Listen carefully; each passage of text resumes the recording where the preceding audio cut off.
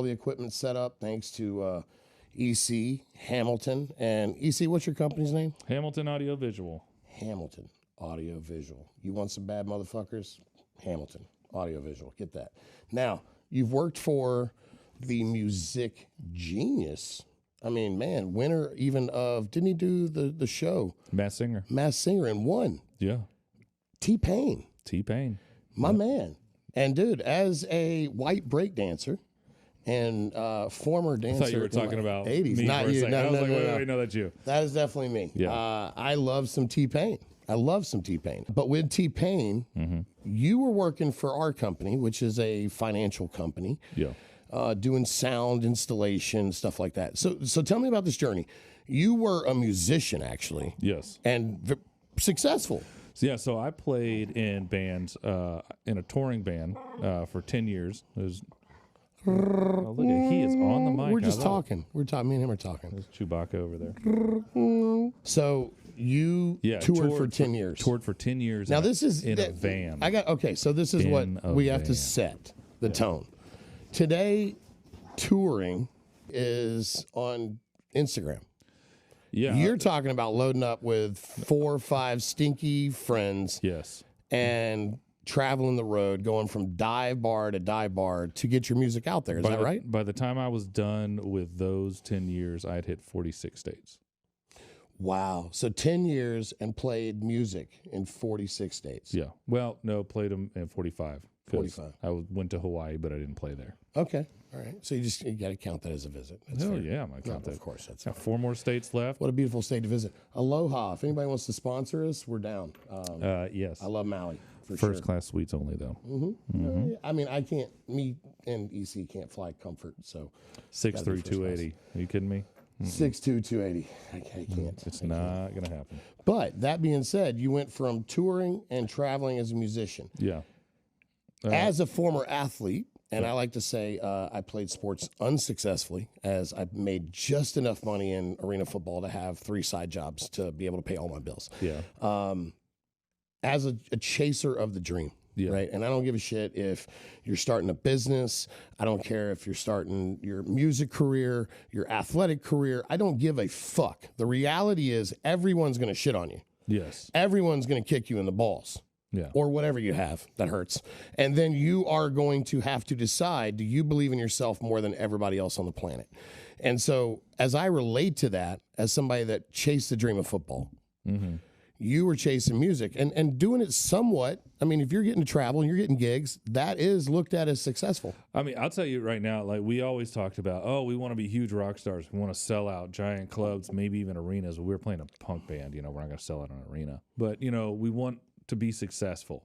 And we really had like a come to Jesus moment at one point. I forget who it was, somebody in the band that reminded us, the 4 of us, we sat down and was like, listen, guys, we are traveling for free because we have guarantees at every one of these shows. Right.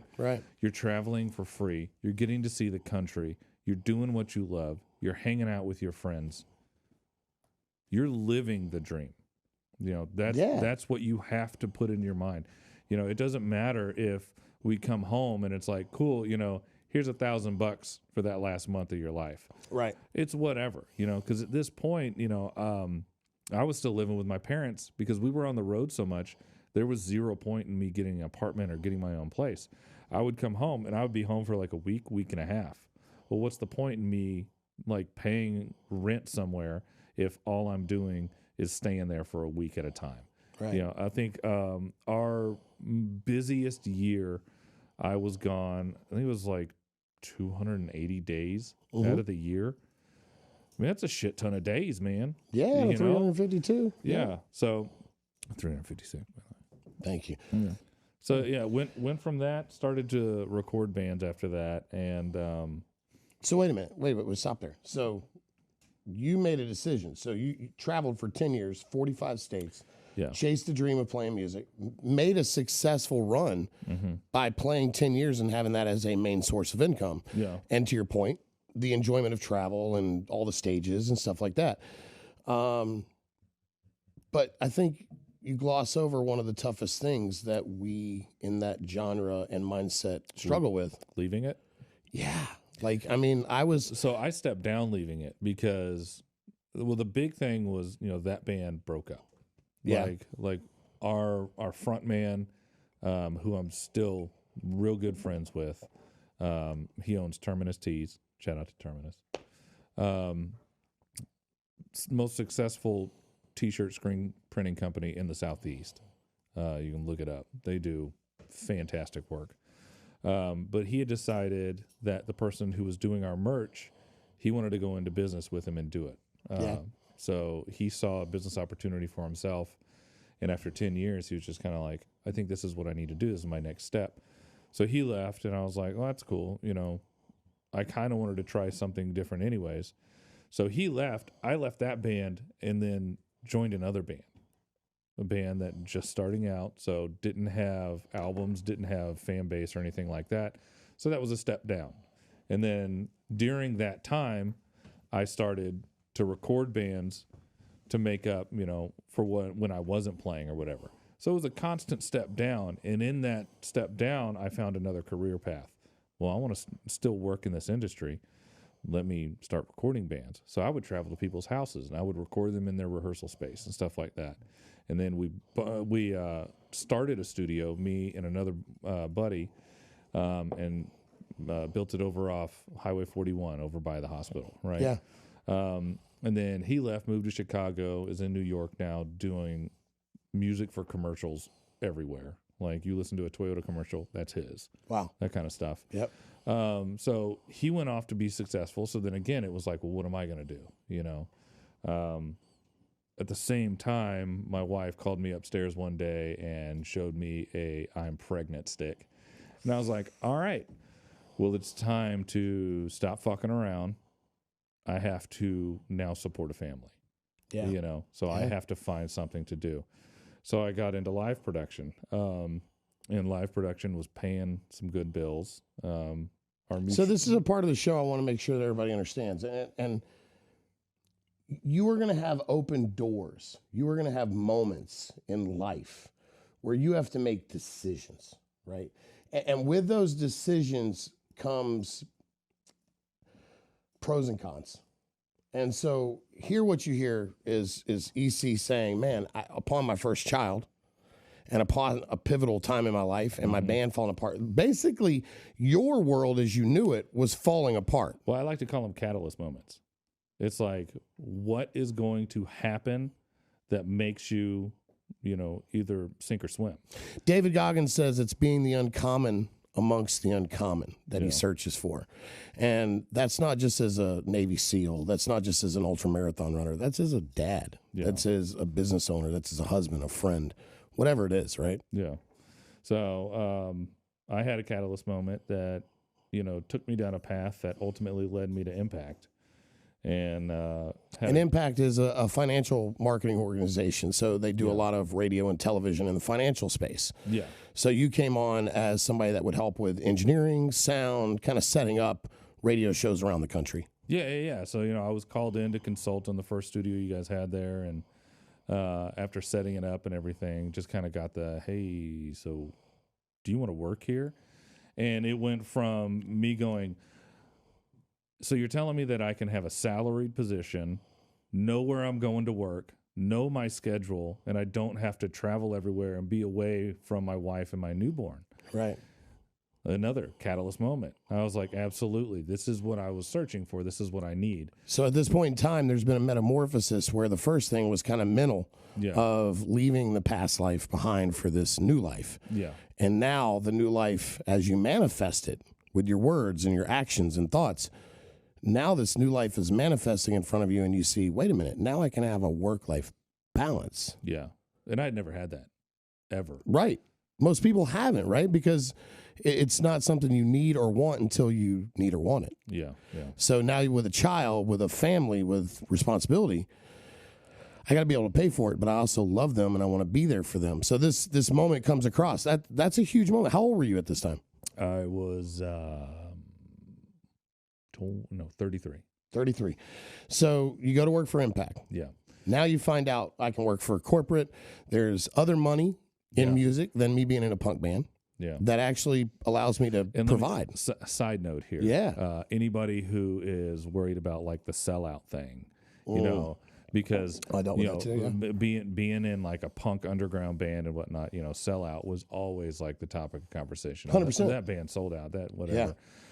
Yeah. When I got on to a corporate company and I had to go and buy an entire new wardrobe, and I came home in a button-down shirt with some dress shoes and slacks on. Yeah. My wife fucked the shit out of me. Because I came in. She knew the money was coming. She was like, oh my God, right. I didn't know you could look like that. And it just shows that you can easily transform yourself to make yourself successful. And you touch on something very, very important, right? So at a certain point in my career, I was playing football, but I really wasn't. I was working as just going through the motions. I was doing what I wanted to do, but I was a bouncer. I was a fighter, right? So where'd you bounce at? Man, all over the state of Louisiana, from clubs to casinos to private security. Yeah. But like, you know, I again grew up very different, right? I grew up based in religion, but with anger, and so I was shot at twice when I was 16 years old. Sure. I was kicked out of multiple high schools and found my way into a Christian school where I just posted this the other day on my Instagram account. We won the state championship, and I got to meet guys like Josh Booty and just some amazing men of God, Roosevelt Hunter, Denny Duron, Dennis Dunn, Rodney Alexander, Rock Berlin, Rick Berlin, these just amazing people. And I saw these savages. They all played college and professional football, but they had found God, right? And so I like to say, and I don't harp on this, we won't talk about it too much, but I hate religion, but I love faith, right? I'll die for my faith. I despise religion. And so I think for me, I had a pivotal moment, and that was coming across as a street guy, right? I grew up in Kenya, Africa. So, I mean, I've grown up around diversity my entire life. You grew up in Kenya? Yeah. Yeah. I spent first 6 years of my life, we didn't have a home. We lived in a travel trailer. My dad would travel around the country, and he would put on what we call services, revivals. And so we would set up somewhere on a Saturday night. We'd get in town. We'd set up Sunday morning, Sunday night, Monday night, Tuesday night, Wednesday night. We would preach, and we would do them in tents. And so at 6, my dad then really kind of started finding a passion for missions. And so we went to Kenya, and we were the first white missionaries to go over to, flew into Nairobi. We went and worked with the Maasai there, which is a village of savage warriors. These are the guys that jump this high, earlobes extended. You know, they leave the tribe, I think it's 16. They have to kill a lion with just literally at 16? At 16. If I'm not mistaken, I apologize. I don't have a Joe Rogan fact checker. We're working on that on the show. But that being said, baby steps, exactly. But that being said, I think they removed them from the village at 16. They had to come back with a lion, and they had basically a sword and a shield, or no, a spear and a shield. Just savages, right?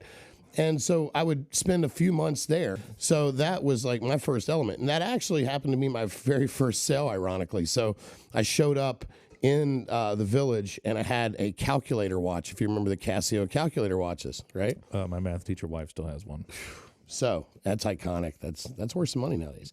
But I got to the village, and again, technology was not these guys' bag. Yeah. So my alarm goes off, and it might as well have been, as I said, Donald Trump in a liberal party. You know what I mean? Or said something in like Chicago, Donald Trump. You know, everybody looked at me like, oh, what has he got? Yeah. And so the chief almost booted us out of the village like day one. There's some witchcraft on you. Well, I was 6 years old, so you got to give me a little grace. So he gives me a little grace. We spent 3 months with that village and doing that. And with that, by the end of the time I was there, the chief actually traded me that watch to something I still have to this day, his spear as the chief of the village. Really? We just got close, right? Like, you know what? You get to know me, you might love me. And so this chief fell in love with the albino gorilla. And so The albino gorilla. yeah, this albino silverback. My dad had me chase monkeys away with sticks. I was 6 years old, 7 years old. Keep talking. And that's what I was doing. I was chasing baboons away from the village because they steal and fuck up everything. And so that was kind of the initial start of it. Then sometimes in my childhood, my dad would drop me off with stunt people. And so I grew up on the set of The Fall Guy with Lee Majors. I grew up on the set of Knight Rider with David Hasselhoff. Nah, yeah. You grew up with the Hoff? I did. Not much. We don't send each other Christmas cards, but we do expose chest hair to each other occasionally. And right now I'm beating him, but he's getting old. But my aunt-ish. Now in my family we call friends aunts, uncles, stuff like that, right? Like I was a very small family child. So anybody my dad left me with became a relative, even though if they weren't, right? So he was like, here's Miss Joan. She's Aunt Joan now. So good news. And so we went to stay with this family, and her husband was the gentleman that created all the props for the stunt people. So he would stand me on a block. He'd be like, hey, stand here. And then he would shoot me into a foam pit like 12 feet away. Oh, that's awesome. Yeah, I was the test dummy. And then now we live here in Atlanta, Georgia, and she's been to Atlanta filming every Fast and Furious. She had the record for headstands on a motorcycle by a female. Really? She's a badass. And her husband has created some of the dopest stuntman stuff ever. So kind of had a unique childhood. I'd be in Africa. I'd be on the bayous of South Louisiana. My grandfather was a pastor there, so we were in Lake Charles and Homa, which are just on the bayous. And then I would go to Dallas, Texas, Houston, Texas. Kind of spent my time living all over there. And man, thank you so much. Yes, sir. Look at this guy. So I never went to college, right? Yeah.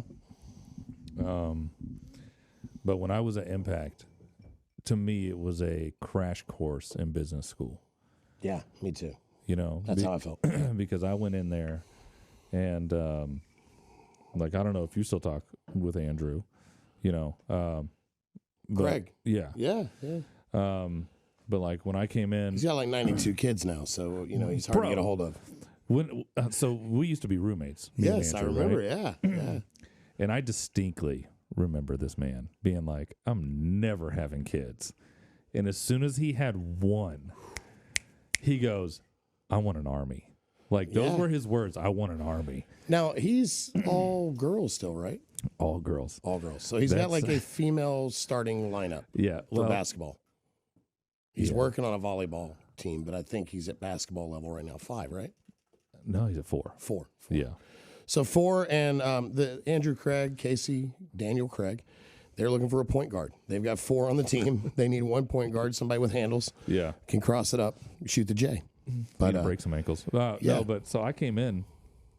And, no an AC. Yeah, no an AC. Yeah.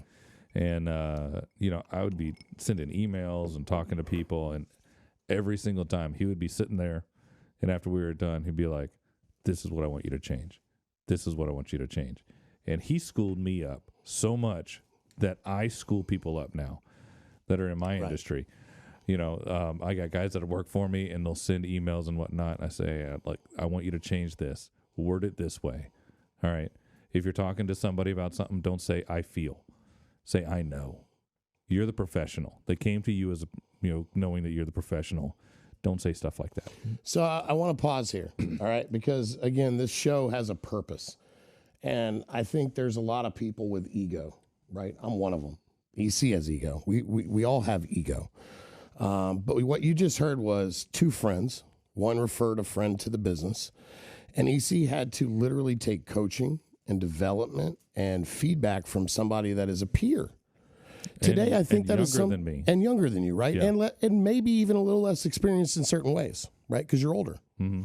So it's harder to take life experience from someone younger. It's hard to take somebody that is a peer younger than you and been a friend as a serious business partner. And what I just heard was you not only humbled yourself when you came into the job, you also humbled yourself in the aspect of, look, I am not king of everything. So I'm strong at some things, but I'm weak at others. If I can get stronger where my weaknesses exist, Yeah.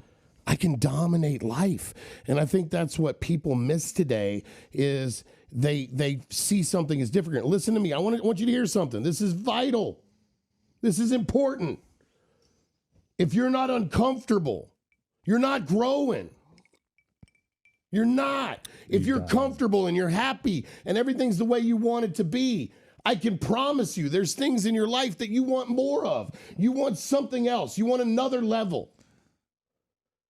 And I want you to see right here, here's a gentleman that has surrounded himself with people that were peers, but opportunities. And as the opportunity came, swallow pride, take some coaching, go and get better. Now, you get better, you start doing well. Let's fast forward a little bit here. You end up leaving my company, right? So a company that me and my partners started, Impact, you left that company. And by the way, I always say this, it's not if you leave a company. When? It's how. Ooh. It's how. And the reason is because I got to be able to open Impact because of a company that I'd worked for before. I worked for a boss that coached me up and a guy named Tim Comas. And this guy like schooled me, man. He taught me so much. And then I met a guy named Stephen Odom, who was the head of annuity sales at this billion-dollar company in an industry that I didn't know shit about. Right. But I had the pregnancy stick pop up. And I had time to get to work. And so had to go into it. And just like anything, man, let's fucking go. Yeah. If I've got to do it, LFG, man, let's fucking go. And let's go make it happen. And so went to work at Verizon Wireless. My manager, I got promoted like twice. And he was like, dude, you're too good to work here. Introduced me to Stephen Odom. I went to work in the industry. I didn't know. Wait, the Verizon guy introduced you to Odom? My manager introduced me. He said, look, you're too good to work here. How did he know Odom? Was he just like an account manager for him or something? I'm going to tell everybody listening, you're one handshake, one friend to a friend away from a $500,000 salary, $1 million income, a $4 million income. You don't understand the power of networking in this world. You know people right now that know millionaires. You know people right now that may even know a billionaire. And that comes from networking and being fearless in your approach to life. So I'm going to build on that too. I left Impact. Yeah. And had another catalyst moment. What am I going to do? Right? Right. I gave myself literally, I think, an hour at home to break down. To just be like, what am I going to do? Let all my emotions hit me. Shed a tear. What am I going to do? Address that inner bitch that comes out in all of us, right? Yeah. It hits I us. was like, it does. This needs to happen. This needs to happen now. It needs to get out of the way. Yeah. All right, because something else needs to happen. One of my old bosses from when I was just doing live production, he called me. Somehow he knew. Don't know how. It was just a small world. Word travels fast. So he called me and he said, hey, EC, just know that you've always got a place here. And I said, I really appreciate that. But respectfully, at this point, I can't take a step backwards. I can't just go back to work and just fall back into what I was doing. I have to look forward. I have to see what's out there. I wanted to start another company. And I said, at this point, I'm 36 years old. It's now or never. Like, I've got to really jump out there. So I started a company, and through networking, my first job was a $50,000 job, and it was in Grand Rapids, Michigan, with you-know-who. Yep. Went up there, did that job, profited $17,000, made $17,000 in a week. Yeah. And I was like, life changed. Well, I'm not doing anything else but this. Right. This is what you're telling me, that I'm my own boss. I can pick my own clients. Right. And this is the profit margin that I can have? But what you don't understand, right, is so many people want that for themselves. They want that in their life. They want to, man, why can't I make more money? Man, why can't I find an opportunity? Totally remember this. You started talking about networking. Yeah. I remember what I was going to tell you now. Far away. After I left Impact and I got that one job, before I even came back, through networking, through Impact, through Lamuth, the next call I got was, hey, we're we're moving the Atlanta Braves to a new stadium, and we need to put the broadcast booth in. We called Mark Lamuth, and Mark Lamuth is who I worked with at Impact. Shout out Mark Lamuth. Impact Yes. Partnership. Well, great engineer. A great mentor. Great engineer. Great guy. He said, I'm busy. I have a full-time job. Call EC. So they called me, and they were like, can you put this in? And I straight up looked at him and go, let's find out.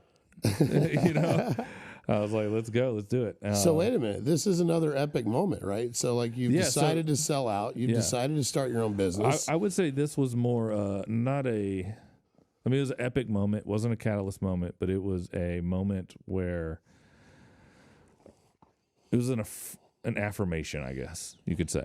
It was an affirmation moment where I was like, okay, now I've got 2 jobs. And then before that job was done, David Dickey, who owned 680 The Fan and all that stuff, they own that broadcast suite.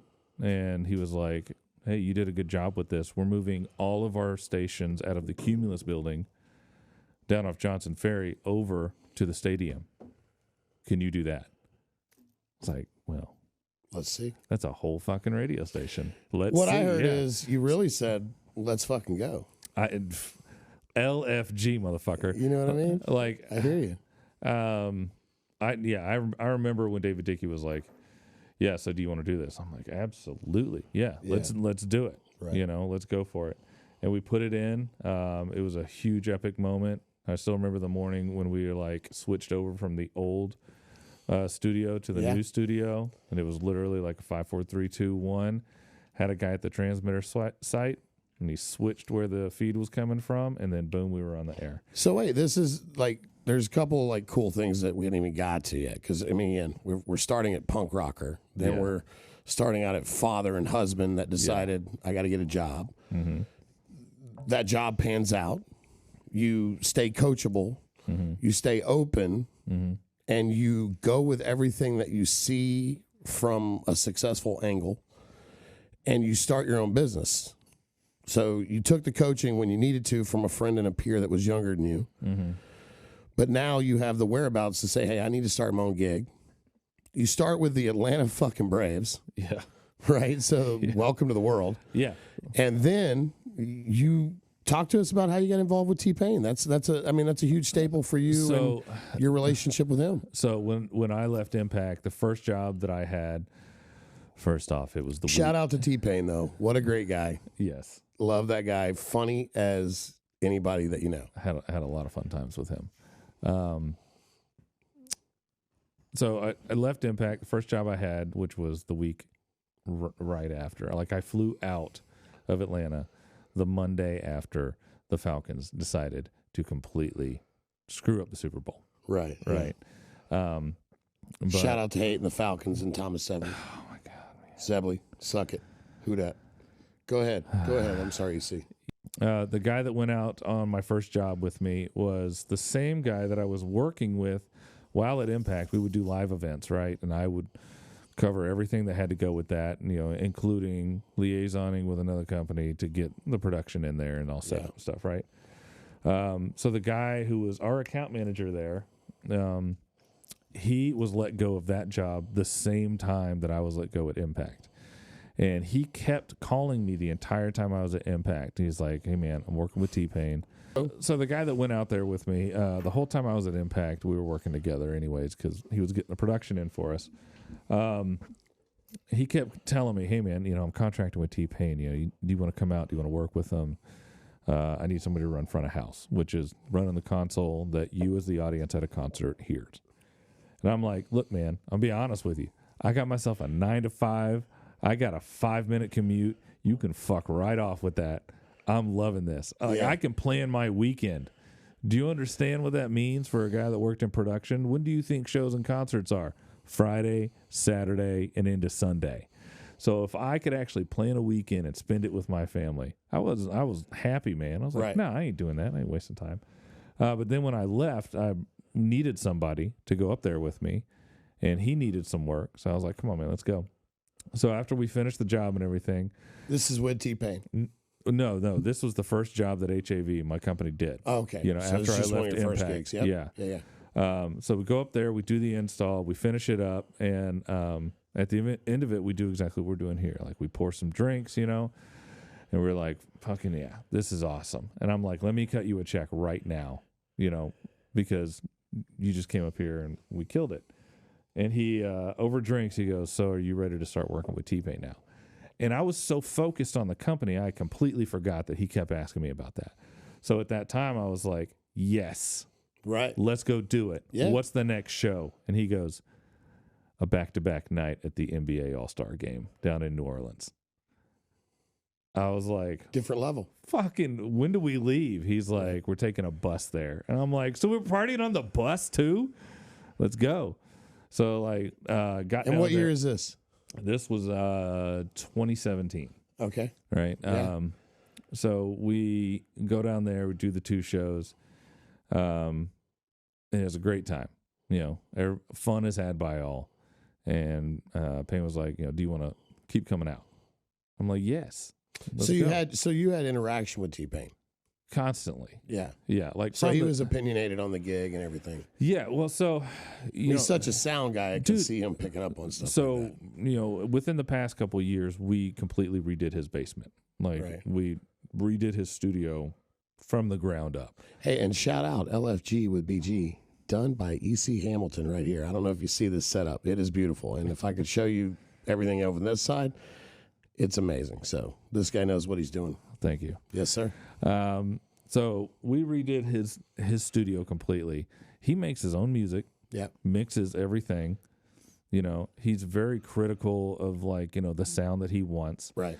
So yeah, he had an opinion. Like we would sit down and he would like play him and DJ Monte. DJ Monte wrote like Low by Flow Rider, Two Step, Cyclone. He wrote a lot of hits. All right. I don't know if you're hearing this, hip hop fans. I mean, that's some big stuff. He's right one there. of the only artists, him, T-Pain, and Flow Rider. That song Low, it's one of the only songs that's gone diamond. You know what? And again, growing up an old school rap guy myself, I wasn't a punk rocker. That wasn't my style. I was more blues and R&B. Growing up South Louisiana, gospel. Man, I was punking, but I was listening to Outkast at the same time. See, I was John Lee Hooker, T-Bone Walker, Ray Charles, you know, Otis Redding, those guys, right? And then got into hip hop heavy, you know, and then you know rock a little bit, singer songwriter. But with rap, man, that's where attitude came in. That's where swag came in. And if you were just looking for something that you wanted to play while you're walking down the street feeling like a bad motherfucker, it was rap. Yeah. You know what I mean? Like if you ever wanted to feel like Denzel Washington with shit blowing up behind you, put on fucking Biggie or Jay-Z or Mos Def or somebody that's just phenomenal lyricist. So do you know what hip hop always got me like really hype, but it's chill, is Wu-Tang. Like, dude, shout out to the Wu. Like the beats were always just like, okay, like real lo-fi and whatnot. But then you listen to what they're saying, and you're like, I want to kill somebody. This, you know, this is hyping me up. Yeah, I'm ready to go. Wu-Tang was, you know, and again, you know who really gave Wu the credit that no one else would give him? Who's that? Dave Chappelle. And Dave Chappelle would have the Wu on his show. He did that to Kanye too. A little bit, yeah, a little bit. I think you know what Dave did that was so dope when he was doing Chappelle Show, which is shout out to Dave Chappelle, the funniest sitcom, funniest show ever. It would not play today. It would be canceled so fast, but holy shit, this show had me in tears. You could get Charlie Murphy, rest in peace, Charlie Murphy, one of the funniest storytellers of all time. Yes. Of all time, right? And so, you know, but in that, he brought it, like, that was one of the first times I saw Mos Def live. Yeah. You know, and he would bring in Talib Kweli and, like, just really unique New York rappers and street lyricists where it's like, fuck, I've never, you know, as a white boy from South Louisiana, you know, that's used to Hymnal 34. Yeah. This is a little different. Oh, just a touch. You know? Yeah. And you're like, ooh. Yeah. I feel it. I want that, you know, whatever it is. I want that in my life. Absolutely. So, you know, that's where for me, I think, again, T-Pain, lyricist crossing over, that was a big point for you because here's a guy that's like make or break your reputation. Yeah. And so you worked for him for a while. 5 years created friendship bond. And then to T-Pain's credit and yours, y'all ended it, right? It ended on a good run. It ended on something where he knew you could do more. Yeah. And he was encouraging you, and you knew you could do more. Yeah. And again, another pivotal point in the LFG show series is here's a guy that's working for T-Pain. Big is big, traveling, partying. Yeah. I mean, it was a lot of fun, I'm guessing. Yeah, it was a lot of fun. A lot of fun. Yeah. And to give that up because the opportunities outside were better. Yeah. Right? So how many people will quit a good paying job that they like? Maybe you don't love it. Maybe you love it, but it's not what you want and you love other things. You got to make that decision. But at the end of the day, sometimes to be where you want to be, to go where you want to go. I loved bartending. I was prided myself on being somewhat of a nationally ranked bartender. Did flare shows, blowing fire. I love that stuff, man. I love the craft of bartending. I really do. To this day, I will still play around when people are over at my house and my parties. And at the end of the day, man, that career wasn't taking me where I wanted to go. Yeah, yeah. Football, right? I chased it as long as I could. 26 years of age, injuries to my spine, to my neck, to my body, getting paid $350 a week, and some chicken wings. What? Yeah, to play the game. But I played pro ball. $350 a week. Yeah. When was this? Don't forget the chicken wings. Those were important. I had chicken wings today. I will do a lot for some chicken wings, especially good ones. And so this was the journey. It's just like your journey. It's just like anybody's journey of success. Very different. And I think, again, that's what this show's all about, different perspectives. Here we look at, AC, how old are you? 42. 42, 46. 43 this year. You're looking at two 40-year-old white dudes. Yeah. Right? One played pro sports and was a break dancer. One was a musician and traveled the world. Mm-hmm. Right? We equally are very different. But somehow we also have been, since we met at Impact when you were working there, like, so many other employees, you get to know some people, but you and I just bonded. I was about to say, it was like an instant. We just, bro? It's there. And I think, I kind of looked you up and down when I did that. I apologize. It's okay. Did you like what you said? Well, that was one of the things that attracted me to you. You know what? I thank you. I appreciate that. Yeah. But I would say that for you, it was your attention to detail, your quality of work, and then to know this story. Mm-hmm. I'm a fan, bro, because not only am I a fan of, I've seen you work, I've seen your quality of work, I've seen what kind of dad you are, what kind of husband you are. You're an amazing man, right? Yeah. So that's why I wanted you to sit down with me. And I think the other side of that is you have, there's so many people making $60,000 a year right now that are like, I just can't find a job to make more money. What are you willing to do to go get it? You know what I mean? Like one of the guys I follow, I love Brad Lee. Yeah. Brad is a just zero fucks kind of guy, man. Like, you want it, go get it. Not everybody's that extreme reality based. So a lot of people say, if you want it, go get it. But not a lot of people explain it. And so explain it for them. So to me, when people say, if you want it, go get it, this is like what you have to do. Nobody knows this, all right, except for Kara, right, my wife. My first month at Impact, okay. Maybe it was the first. Yeah, first month, because within the first week, the studio, as just an outside contractor, I'd come in and built. Within the first week, that one was already at capacity because you guys have been using it, right? Yeah. And the first thing was, we want, I think it was 2 or 3 more studios. And I'm like, okay, when do you want them? And everything at Impact is like, well, we've already booked a guest and we want to get started on this. I'm like, well, that's not how stuff is built successfully, Right. If you want to do it right, it's like this. Do it right the first time. Yeah. Plan it out, know what you want to accomplish, plan for the future. That's all you got to do, right? I will say that I planned for this, but by surrounding myself with someone of your quality, what I envisioned this first show to be is nowhere near what it is, how good it looks and sounds. So I think, again, you're as good as the people you surround yourself by. Yeah. And on that same thing, I surrounded myself with people of impact. I saw successful people. I was tasked with this. We want 2 or 3 more studios, and like they got to get done now. So I'm looking at it like I just walked into this, and I need to be at their level. Yeah. So for that whole month that I was building those studios and getting them up and engineering the radio kit, right? Yeah. Because when they first brought it to me, they're like, "This is what we're doing." And I'm like, "You're doing this completely wrong." Right. You know, so from that to building these studios, I was working until midnight for almost a month. So I would come in at like 8 and I would leave at midnight, and then come in at 8 and leave at midnight. And I would stay those extra hours because the whole time I'm sitting there going, I don't know how to do this, and I've got to figure it out.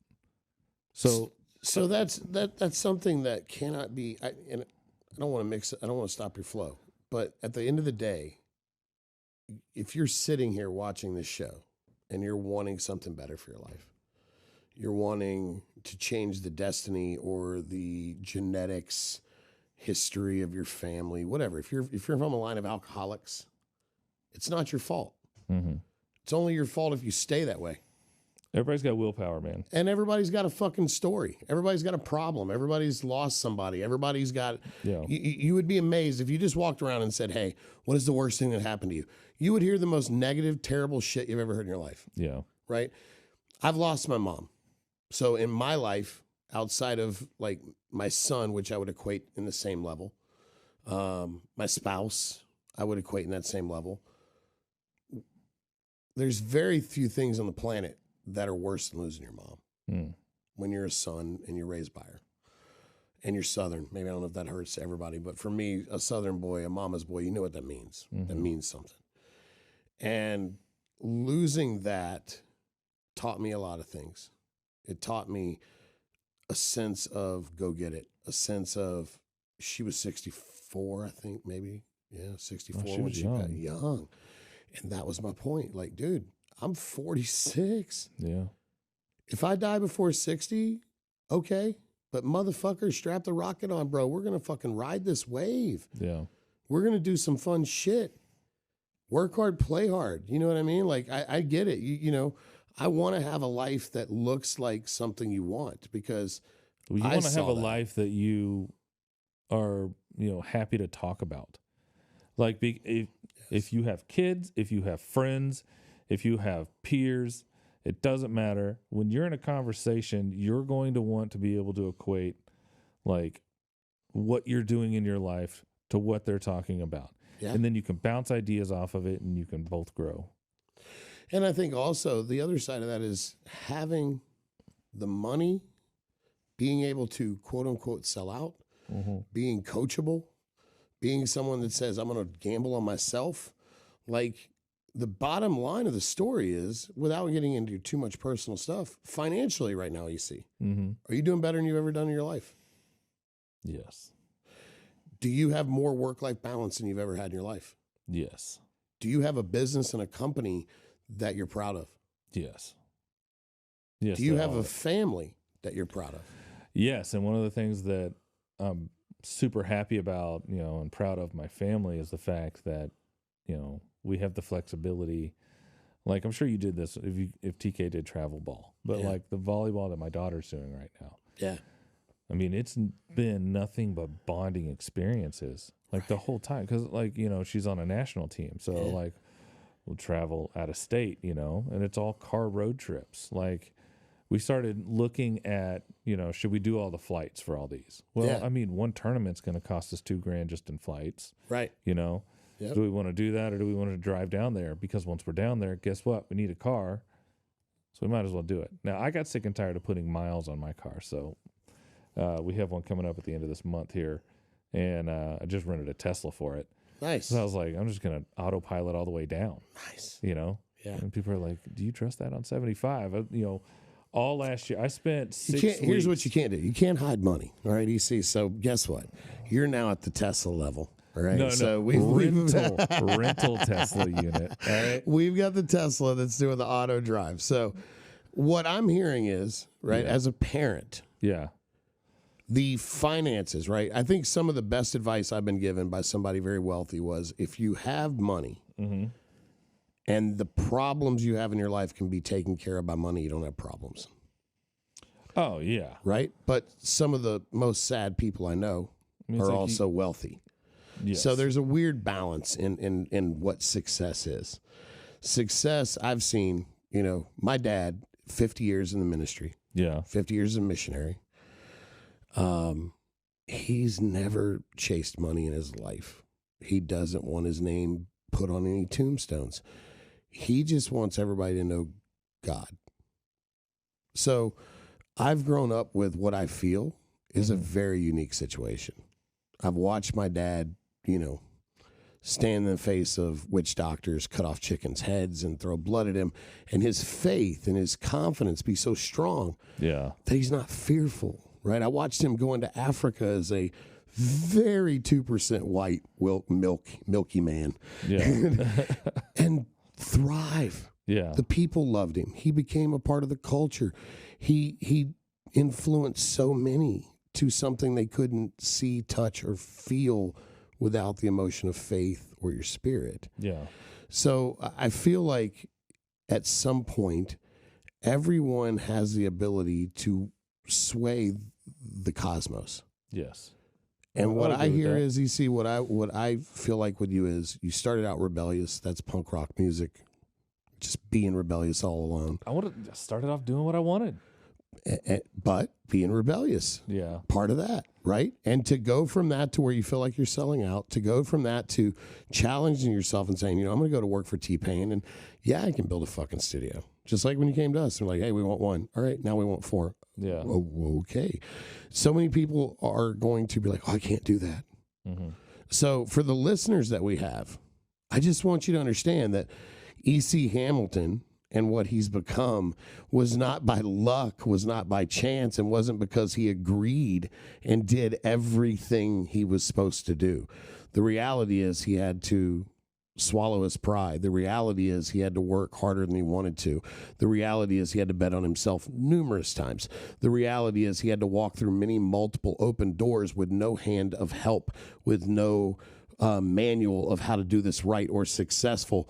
And here now, years later, you celebrated, I think this year, your first $1 million month as a business. Oh no, not a month. What was it? $1 million that you celebrated in overall, but what was your business goal annually? So annually, you basically did $1 million of business. Yeah. And that was early in the year. That wasn't late in the year. We talked August. Well, we just went over the top, obviously, in the fourth quarter. That's awesome. That's awesome. A lot of it was early in the year. And you've got a team of people. You've got, as you said a minute ago, a business you're proud of. You're with your kids. Like, you have the life you wanted to have, but it didn't come from doing what necessarily the status quo would do. That's what I want people to hear. Yeah. You had to do a lot of shit to get to where you're at. So I'm trying to think of one of the things that you had just said when you were describing, I did it with this, I did it with that. Yeah. Like I bet on myself. Right? Yeah, you did. Dude, like I still have to, like every day you have to bet on yourself. Like when you own a company, it's completely different than if you just go work for somebody. It's a great point. Yeah. And one thing that I always tried to be a good employee no matter where I was. Like even if I was contracting, meaning I'm not working for this company. Like they're just hiring me for this job and this might be the last one I ever do. Right? I would go in and I would be the face of that company that I knew that the company would want. And it's weird because not everybody has that mindset. And I've, you're right. I have noticed that tenfold. I got family members that go and take a job, this business, and a week into their job, they're telling you everything that's wrong with it. Yeah. And it's like, look, if you're pointing out what's wrong with it from the start, there's no way you're going to make it. You're not going to make it 25% of the way. No. You're just going to be like, well, I mean, it's this, and it's not you that's going to give up. It's me that's going to get pissed off and kick you off the job, and then I'm the bad guy. I really believe. I'm not saying that from experience or anything. I mean, I feel like you are, but that's sarcasm. But I would also say that I feel like, and you've seen it, what you think eventually comes out in the mouth form. right? You say it. Yeah. Then what you say typically happens, right? If you say I can't avoid trouble, you're probably in trouble a lot. But well, I mean, you believe in like manifestation, right? yeah, absolutely. Yeah, so it's the same thing. It is that. Yeah. That is manifestation, right? So many people say, you know what, I can't get out of trouble. I can't quit drinking. That's not true. You can. Mm-hmm. You absolutely can, but it's a personal choice, and it's choosing to do something that you didn't want to do. I mean, discipline is easily defined as doing the things you just don't want to do. That's discipline most of the time. Well, I mean, I don't know. I always try to equate it really simple, like, do you want to be a functioning member of society? Because this is how a normal human being should operate when they want to see success around them. Right. But not everybody wants to be functional. I mean, but that's like how I talk to my daughter. You know, I wouldn't tell that to somebody like that's working to me. Right. I would try, like, I've always been results based, you know, whenever it came down to it. It's like if I give you a task and you do that task and I walk in to check it and I'm like, well, it looks good, whatever, you know, you got it done. I'm not over your shoulder. Right. You know, I'm not sitting there like just trying to micromanage everything you do. Well, you know, been involved with boxing my whole life, and you can teach someone countless strategies from a boxing science standpoint. It's a very scientific sport. But at the end of the day, the best way to learn, unfortunately, is to get in the ring. Do it. Do it. Just to say that, look, man, so I would run soundboards for concerts, right? Right. And every contractor at some point ends up working, especially in the South now, at one of these big churches, because big churches have now, you know, put production in to their stuff. Right. They have invested in that. And just like you know, it's like if you invest in it, I want to be able to use it the best way I can. Right. So they'll hire outside contractors that don't even go to the church, have no affiliation, but they're good at doing produce. that, yeah, they can produce. Yeah. So I was sitting there one day, and I'm trying to, you know, mixing the band that's up there. And one of my good friends, Brad Squires, who I learned a lot from, he was a technical director there. And I'm like, man, I'm trying to like kind of get this, and I'm really fine tuning it, barely turning the knob. He leans over to me. He's like, turn the knob, asshole. Just do it. Figure it out. If you want to know what sound you're looking for, turn that knob, affect the EQ so that you can actually hear it. Don't sit there and just try to like baby step to it right there. Do it. Yeah. You know? And that's so much of life, right? I mean, in football, we would say if you go into a hit half speed, you get hurt. Yeah. You go into a hit full speed, you're pretty okay. Yeah. You know, I think that's life. I think that is taking on jobs. I think that is what we've uncovered today with just talking with you is you just took an opportunity and ran with it. Yeah. And you didn't let ego get in the way. You didn't let what, you know, again, highlighting family and friends, the people that love you most will typically hold you back from your biggest opportunities because they care about you. So because they care about you, they don't want you to be at risk. They don't want you to be uncomfortable. However, if you're trying to dramatically change and affect your life, you got to get uncomfortable. Yeah, you do. You gotta be a little frustrated. If you don't go home every day feeling like you did something right and something wrong, you know, you didn't do anything. You didn't do anything. So you got to get out there and live it. You got to get out there and do it. And I think, you know, hearing somebody like EC today just go through what is a stand, anybody else could have that story, right? Take 2 or 3 decisions that EC made away. And he's working at a, you know, $1 billion financial company making 70, 80 grand a year forever. Or you take some risks, you swallow your fucking pride, you go out there and you bet on you. And then eventually you have $1 million year. Mm-hmm. You have employees that work for you. You're spending more time with your family than ever before. You've got a staff and a business you're proud of. You've got a kid that you can actually say is yours because you're not embarrassed. Mm-hmm. And you're creating memories that are a lifetime, right? I can feel you, man. Like every recruiting trip I've done with TK, thanks to our mutual friend up in Michigan and California, he told me when his son was a 3 or 4 star linebacker, he said, look, he's not going to play college ball. He doesn't want to. And I said, man, that sucks. He said, why? I said, man, he's got the opportunity. It's what you've chased all these years. He goes, it doesn't matter. He goes, you know what matters? What matters is I coached his football teams. What matters is I stayed a part of his life. What matters is that I hung out with him and his friends. What matters is all the practices we did. If I didn't have that, I wouldn't have that time with my son. Bro, when he said that, bam, smack in the face. I'm immediately like, what the fuck? Change your perspective. 100%. Yeah. And then it became every trip was a memory trip. So now it goes from like, well, you know, we're going to see what happens to like, no, we're going to make this. Who cares what happens? Who cares if we get the offer or not? I mean, yes, it matters. But what matters more when my son's football career is over is that his dad was with him and they traveled to airports and they laughed and they got a rental car and they did this and this. They went to dinner at this place. And those memories will travel further than the time and plays you have on the field. As an athlete, everybody's got an off switch. Yeah. And so, you know, I think that's what's impactful and powerful is you have taken full advantage of the opportunities of life. And if you're sitting here watching and listening to this show, not happy with what you have, look for an excuse or look for a fucking way. Just do it. Just do it. It's a slogan for a reason. And it doesn't matter if you're EC or you're BG. The reality is that you have to bet on yourself. The reality is that you have to try. You got to get uncomfortable. Mm-hmm. Right? And you know, Allah, God, Muhammad, Jehovah, whatever you call that requires your best. So one thing you can't argue is, do you go through life half-ass or do you go through life giving your absolute fucking best? Well, I can't control shit except what I control.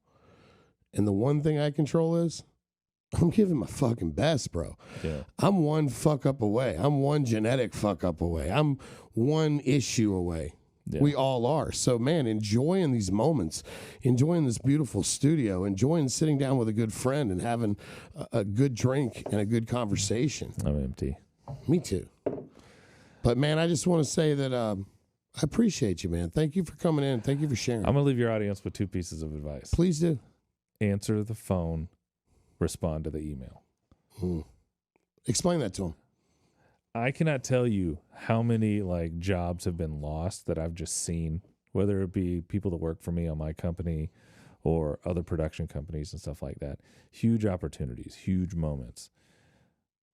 Don't get a response on an email. Right. You know, talking like, you know, sales guys to clients.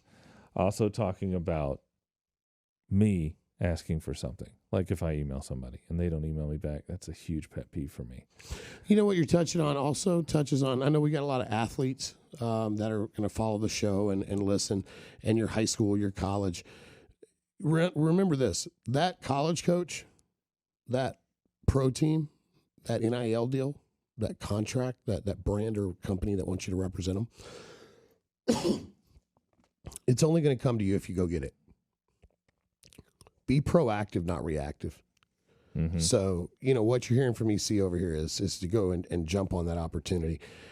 You have a short window that you are young, good looking, head full of hair, you know, charged life, no injuries, you run into a brick wall, get up and just keep moving through life. 20, 30 years from now, you're not going to have that. And 20, 30 years is going to feel like 5 to 10. 5 to 10. You're exactly right. Like that. Just like that. And so, please, don't waste it. Don't misuse it. You know, and again, our first official guest will be Tyler West. Excited to have Tyler in. Tyler is 21, maybe 22 now, years old. Very different perspective. You know, very different young mindset. And I think that as a 46-year-old with an old school mindset and a guy that's, you know, been a partier, been a bouncer, been in clubs, been in trouble, and also had success. I'm excited to chop it up with a 21-year-old that's already having some success, but is undoubtedly going to fuck up. Undoubtedly. Everybody does. Yes, everybody does, right? Yeah. And so he's no doubt going to make mistakes. And I'm excited to talk to him and see where his mindset is, because no way we're the same. And that's what the show's all about. The show is about different perspectives. And today, EC and I are no more similar than we were when we started the show. But I already loved him, already respected him. But to hear his story and to know what he's been through, to know what he's done to provide his family with what they have today and the life he has today, I can do nothing but tip my hat to you, sir, and say, man, thank you. Kudos to you. Congratulations on not only building a life you want, but sharing that and teaching some of us, myself, along the way, some things. Yeah, it's been an honor, getting to know you. So, oh man, we're gonna do this again. All right. Hey, a part two. A part two. It may happen, and I'm gonna say this: live, laugh, and love. These are elements that are crucial in life. These are elements that are part of the show. So, let's fucking go. LFG with BG. We're out.